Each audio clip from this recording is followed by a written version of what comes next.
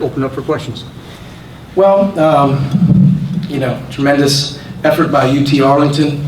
Fully expected our game to be very, very difficult tonight, and watching them on film, the way that they play it defensively, and the way that they make you work defensively on their motion, it's just a hard game, it really is. And we made it a little bit harder on ourselves in the first half with our turnovers.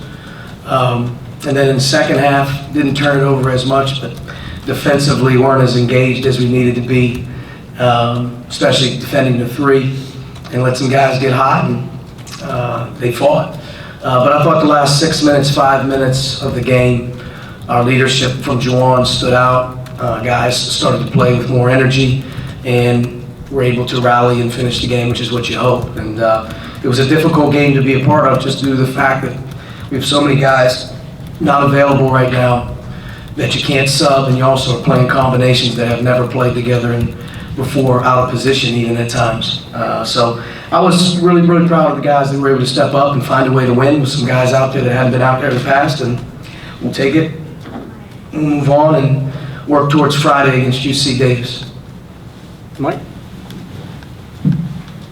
What's the deal with Al? And I guess Romeo, how's he doing? Al got taken out on the breakaway, or at least was knocked out of the air, landed on his back. I don't have a report other than he said he couldn't go back in. Romeo clearly got popped in the nose. I don't have any indication if his nose is broken or anything, but the blood and finally getting it to stop, he wasn't able to finish the game in the last 4 minutes. So that would make 7 scholarship players not available due to injury. And I don't know if I've been around that one too much, but we'll give it a go with the guys that we have. The next couple of days, we have to figure out who's ready. And UC Davis is a good team, and we'll have to be ready for them. Jack? I know obviously you haven't gone through film or anything with guys yet, but do you have any idea yet for how you balance critiquing performances with also maybe recognizing how much some of these guys had to play tonight, especially guys like DeMazy, who maybe aren't used to such big minutes? Without question. I mean, Rob couldn't come out of the game. He's fatigued. He's guarding their best player. Romeo fatigued, couldn't come out of the game. And that's where our defense really started to get lax. We couldn't apply the constant pressure and workload and how we want to play. We got lethargic defensively, standing around. And there is going to be some critique, obviously, I think, on some of the execution things that we need to do. But there's also going to be some, realization of, it's impossible to ask some guys to do as much as we're asking them to do. But with that type of experience level, with the opportunities for these new guys to get in there and play, can only make you better down the line, as you hope. Coach, losing their bodies is obviously taxing on the program, just from the standpoint of what you've talked about, but from a leadership standpoint, Zachary Roberts not being out there, how much has that hurted your team? Yeah, I mean, it's playing a factor that some of our veteran guys aren't there. So, some of these guys like Rob and Romeo DeMezy, who played in the game, this is the first time they've probably ever experienced a home game with a little pressure on them. It's game pressure, so to speak.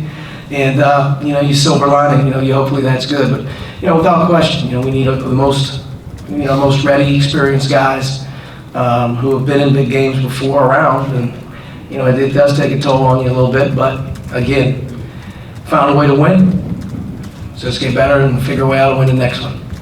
Andy? You talk about, DeMazy almost went behind the back when he didn't need to at one time, but down the stretch, he hits a big 3 with the shot clock down, then had the confidence to take and hit another jumper on the baseline. That's the kind of thing, hopefully, that can help as things progress. And he doesn't know what he doesn't know, right? And one thing is he does have confidence in his shot. He believes he can make it. We believe he can make it. Understanding time and score and understanding game situations. He'll get better as he gets older, as he learns. But he's in there right now, and he made a big corner 3. That was a huge shot in the game. Coach, you took some time to fire up the crowd at one point in the game when people were starting to get a little bit nervous, just playing cheerleader a little bit.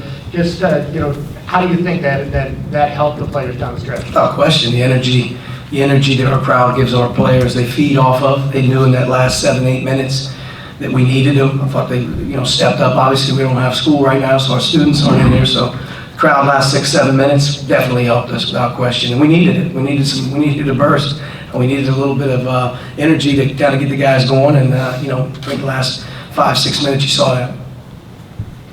You mentioned Juwan's leadership down the stretch from where he was maybe a year ago to now, how much have you seen him grow in that leadership role? I mean, just have so much confidence in him being able to come through when we need it, whether it's a basket, a catch, a rebound, a block shot. I mean, he filled the stat line up tonight, and he didn't even play with a group that he's normally accustomed to playing with. He was with Justin and Fitzner. We've never even practiced with that lineup before. So, to his credit, he was able to hang in there. He's smart. But, some of these games right here, when things aren't going real well, you need your aces to kind of stick their head out and say, let's go. And I thought he did that. 3 blocks, 3 steals, 4 assists, 6 offensive rebounds. I mean, big baskets. He was good. Coach, Jerron Davis, is he added to that out indefinitely group? I would think so, yeah. I'm not sure what his situation is. We found out this morning he's obviously got some Achilles soreness in his other leg. He had some pain running. And, I just listen to what they tell me. He wasn't available tonight, so I guess we'll see tomorrow where he's at with some things, and hopefully we can get him back. All right, Coach, thank you. Thank you.